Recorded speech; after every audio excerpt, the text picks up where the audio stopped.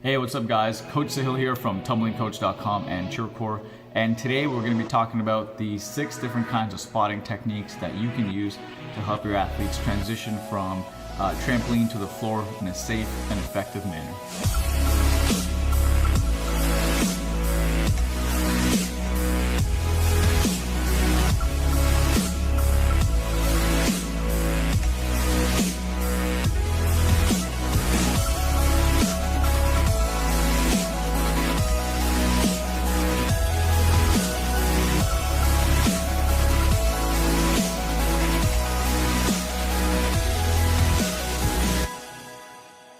Alright, so before we talk about the 6 different styles or spotting techniques, I'm going to talk about a little bit of my philosophy on spotting, because obviously there's some coaches out there or some gyms out there who are completely non-spotted and they say, oh, we don't believe in spotting at all or very, very little. And then there's other coaches out there, you'll see their videos and they'll be spotting very heavy. There's, they do basically like 80-20. So what's the correct method? Well, there's no like obvious correct method. Whatever works is what works. At the end of the day, if a kid is seeing results and they can do their tumbling safely on floor, then that's all that matters. Me personally, I suggest approaching it more in a 50-50 type angle where you don't spot too much, obviously, but then you don't spot too little either. You know all your spotting techniques, all 6 of them, how to do them, you know your timing, you're really good at it. So that's kind of where I reside. So when should you spot? There's 3 times where I believe you should really be going hands-on as far as spotting is concerned. Also, you'll notice I interchange the term hands-on with spotting quite a bit. Okay, spotting doesn't always mean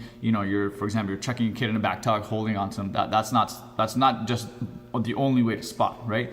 If a kid is trying to do a candlestick on floor and you help their feet go up and they're getting their hips up, that's kind of a spot too. Okay, anything that's hands-on and helping the athlete can be defined as a spot. So there's 3 times where I like to use spotting. Number 1 is the psychological aspect when they're first trying it on floor. So when it's the first time, let's say doing a back tuck, they've done a million drills, they've done it on all the surfaces, it's time to take it to floor. It's that first one with the crash man, a little bit nervous. That's where I would spot them. Number 2 is if it's intervention type training. So for example, if somebody's doing a back handspring and their legs are bent, if you're doing a lot of drills and this is not clicking for them and the athlete can't feel, because remember, if they can't feel, they can't correct, right? So let's say they're doing a back handspring, and during the back handspring, I'll catch them and pause them mid-air. Let's say it's a bent knee problem. So they do a back handspring like this, and then they snap over later. So I'll pause them in that handstand or Superman position with their knees bent, and I'll say, okay, and I'll tap their leg, and I'm like, okay, get it straight. Then they'll flick it straight. Then I get them over. Do that maybe 3 to 4 or 5 times so they can feel what they're supposed to feel, and then I'll let them try the skill. So the very last one is for the early levels. So for example, level 1s or beginner preps and things like that, they definitely get a lot of hands-on time, a lot of spotting. So again, they can feel, because I'd rather spot the level 1s and the preps and the recreational kids early on, because obviously those skills are way easier to spot, number 1, so you're not dying, and number 2, by the time they get to the higher levels, they already know what to feel, and again, it'll be less work for you later on. So that's kind of my philosophy on spotting. Alright, so the very first spotting technique is called the bump spot, okay? And this is probably the most common way to spot an athlete. You've seen it everywhere. Most coaches know how to do it. Pros and cons. The pro is that, again, it's very easy to learn. It feels very natural. It is quite a powerful spot, so you can give the athlete a lot of energy into their skill. The downside, the cons for it, number 1 is that you're not in control of the athlete at all times. So once you do the bump, they're kind of in the air, and then like you have to catch them on the way down. So it has its pros and cons. It is very useful. You can use it, this bump spot, all the way from the walkover all the way to twist if you know what you're doing. What I would suggest coaches do for the bump spot when they're new, figure out a place where you like to stand and spot the athlete. So what I mean by that is, if for me, I like to be on the athlete's left side. So if an athlete is facing that way and they're standing like this, well, I would be standing right here, okay? And my right hand would be over here bumping them, and my left hand would be on their hamstring. The other thing you want to remember for the bump spot is a lot of times I'll see coaches who are bumping, but they're pull their elbows in and they'll spot kind of like this, kind of from their fingertips and palms. That's a good way to hurt your wrist. So make sure what you do is you get in and you kind of have them here / here. You kind of almost want to like hug and kind of take them over whenever possible. Okay, you want the weight to be as close to your shoulder as you can. When I'm bump spotting a back tuck, for example, and I know it's going to be a heavy spot, as soon as the athlete lands is going for a tuck, I'll almost go in with this arm, and they'll be right in this little gap here, and then I'll give them that little bump that they need, right? Saves my wrist. I've made this mistake plenty of times where an athlete's coming and I'm trying to bump them and I pull my elbow in, I take all their weight on my wrist. I mean, I don't care how small or light an athlete is, no athlete, okay, it's so light that you can take their weight on your wrist, okay? A human wrist can't take on a human body, okay? No, I don't care how strong you are, eventually it's gonna hurt. So make sure you take that weight over here or over here, okay? So that's the bump spot. Okay, so the second type of spotting technique is called the safety spot. Okay, this is one of my favorites. If you've ever been to my coach's clinic, you know we spend most of our time on this one for two reasons. Number one, with the safety spot, you're in contact with the athlete almost at all times. So you can control their hips as much as possible and you never really let go of them. So that's what it's called, a safety spot. It's one of the safest ones we have, in my opinion. And the other reason is that the reason I do it in my clinics a lot is because not a lot of coaches know them, or they kind of heard it or know about it, but they just haven't practiced it enough. So they just default back to their bump spot, okay, because they're not comfortable. So it's something you might want to spend time on. I'll be throwing up a video so you can see what it looks like. Basically, here's what you want to remember, okay? Whatever side of the athlete you're on, that's the hand that leads the way. So for example, in my opinion, as you know, I like to be on the athlete's left side. So again, if an athlete is facing this way, whether they're doing handspring, tucks, walkovers, whatever, because I'm going to be on their left side, I'm going to use my left arm first. Okay, so for example, let's say they're doing a standing tuck, for example. Then I'm going to be ready like this. Okay, so I put my arm out, my left arm is ready. They're going to be putting their weight here. My right arm, or my opposite arm, I'm going to put my thumb down and I'm ready. So I catch, lift, and I let go. Or sorry, let go. I catch, lift, and I lower them, but I'm still in contact with the athlete. So the good thing about the safety spot is that it also prevents over rotations, okay? For what skills do you want to use this for? This is one of those spots that I use a lot for the end skills. So anything like tucks, layouts, fulls, and things like that. I teach my coaches to do the safety spot from the very beginning, from back walkovers. So even for back walkovers, they'll carry their athletes over and take them over like that. Even for back tucks and even for handsprings, okay? The reason for that is if they can get the timing for the safety spot from a walkover and handspring perspective, when they start doing layouts and twisting, it's very, very easy. So it's not one of those things you wanna learn when an athlete's ready to full twist. When an athlete is ready to full twist, you should already be very competent in that safety spot. So that's one of the things you may wanna practice on. All right, so the third spotting technique is the one when you put them together. It's called a bump safety spot, okay? So here's how it works. When an athlete, again, it's mainly used for end skills, okay? So basically, let's pretend an athlete is working round and back handspring tuck.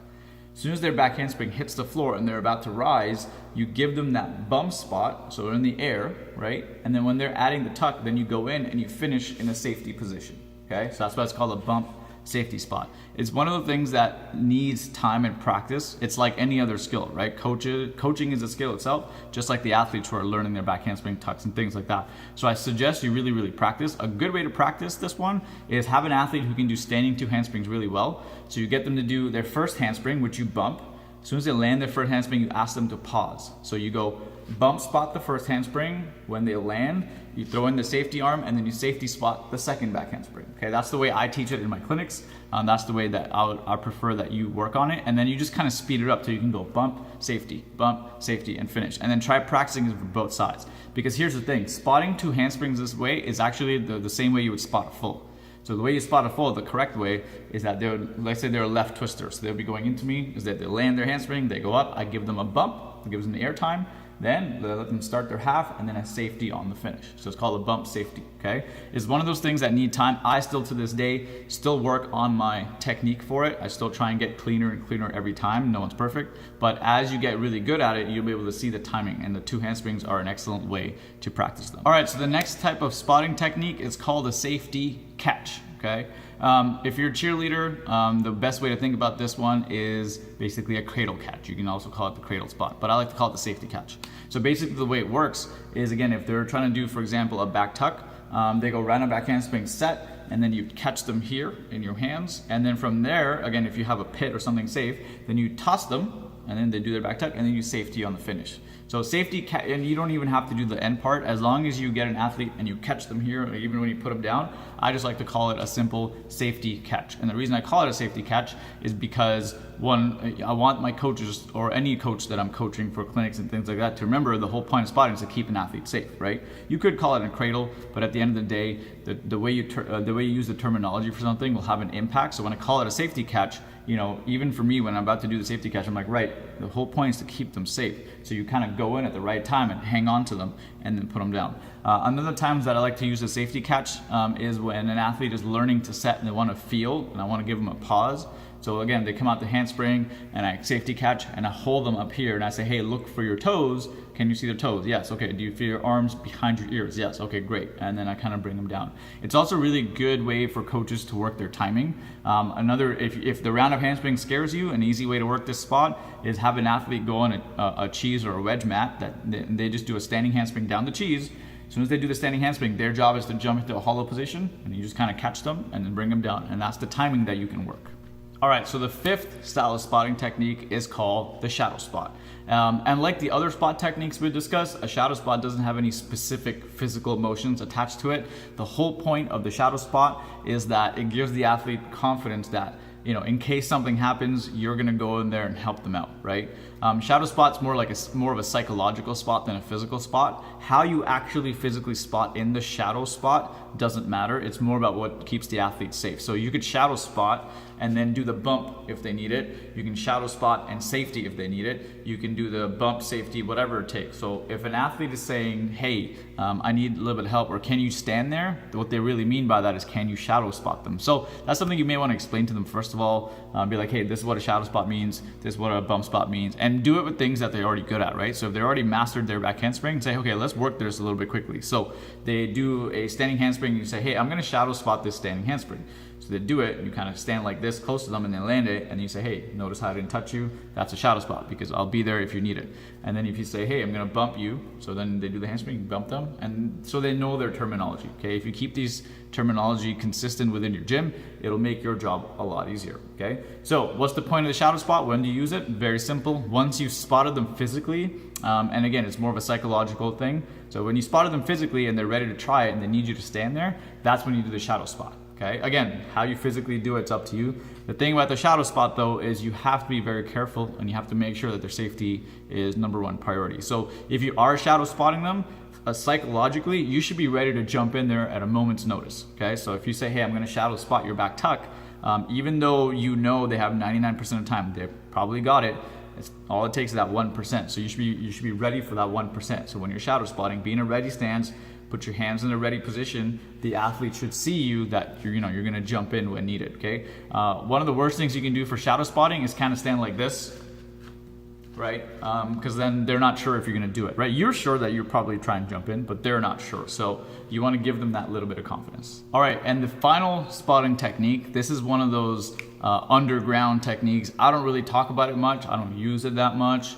If you've been to my clinics, you may have not have heard of it, but I figured I'd reveal it to you guys and show it off because again, like anything, it's a tool, but it's a tool to be used on rare occasions and only if needed. So it's called a shadow run, okay? Basically what it means is, again, I'll put up a video so you can see what's going on. It's like a shadow spot, but it's like you're out of the visual range of the athlete because in a regular shadow spot, you're standing there like this, but the athlete can still see you, right? And so when they want to make that transition to doing skills on their own, it's still a bit of a jump. So it's one of these techniques that I came up with just to get the coach out of the visual range. So if an athlete is going for their rounded back handspring tuck or rounded handspring layout or whatever they're looking for, they're doing that, they shouldn't see you in the vicinity. They should just see the floor as they would when they tumble by themselves, right? Because that's what we eventually we want. We want them to tumble, want them to get confident.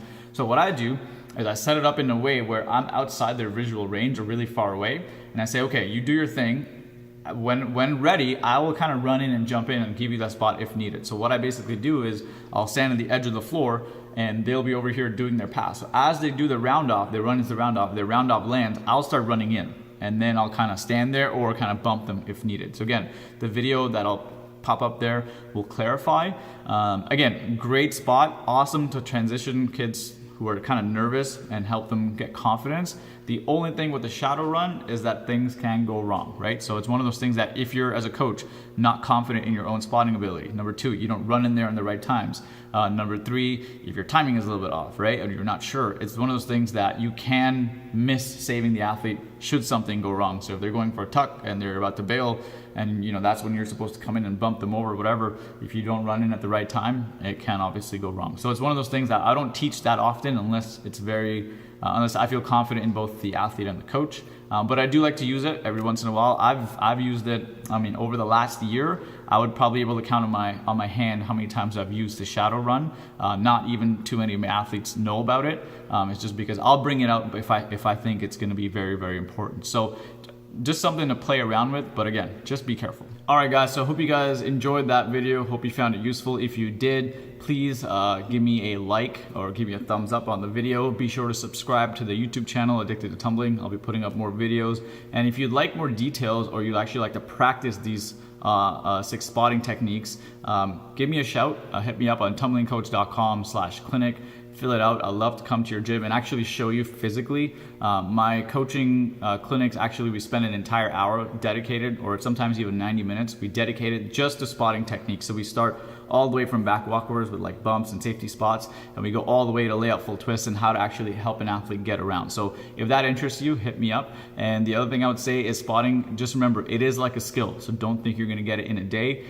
Talk to your athletes, the ones that are confident. Practice with them if they're willing to help you out, if they're willing to do the skills for you so you can get some hands-on time. The more reps you do, the better, just like any other skill. I'll talk to you guys later. Take care now.